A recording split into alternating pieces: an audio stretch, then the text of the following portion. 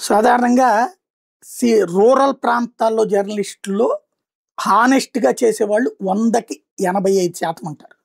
ఓ 15% మంది వాళ్ళ పత్రికల యొక్క యాజమాన్యాల ఒత్తిడి కావచ్చు, లేదంటే గనక వీళ్ళే తమ ఆధిపత్య ధోరణి కోసం కావచ్చు, లేదా ఎంతో కొంత సంపాదించుకోవాలని ధోరణి కావచ్చు, కొంత చేతులు జాచడమో, లేకపోతే బెదిరించి హడావిడి చేయడమో చేస్తుంటారు. ఇట్లాంటి వాళ్ళని అక్కడ లోకల్‌గా ఉన్న రాజకీయ నాయకులు చేదరించుకుంటారు, అసహించుకుంటారు. కానీ బయటకి చెప్పలేరు.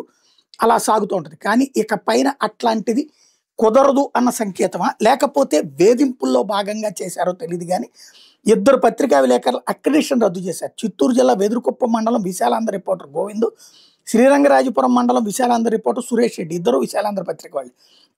వాళ్ళ అక్రిడిషన్స్ రద్దు చేస్తున్నట్టు కలెక్టర్ ప్రకటించారు.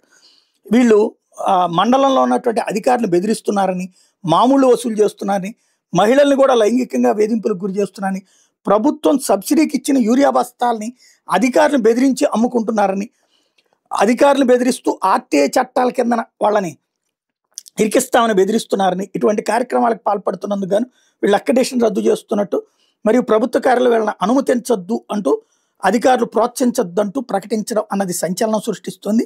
ఇది కలెక్టర్ ఇనిషియేటివా, లేకపోతే డైరెక్ట్‌గా వీళ్ళ ఇనిషియేటివ్ అన్నది తెలవదు గానీ, చాలా కీలకమైనటువంటి నిర్ణయం అని చెప్పాలి ఇది. సాధారణంగా ప్రజాశక్తి విశాలాంధ్రలో ఈ సమస్య ఉంటది.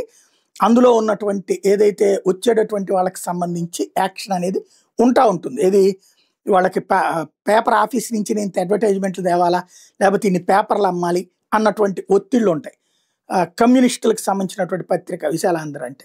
ఇప్పుడు వాళ్ళ మీద ఈ చర్య తీసుకుని అధికారికంగా ప్రకటించడం అన్నటువంటిది సంచలనం సృష్టిస్తోంది.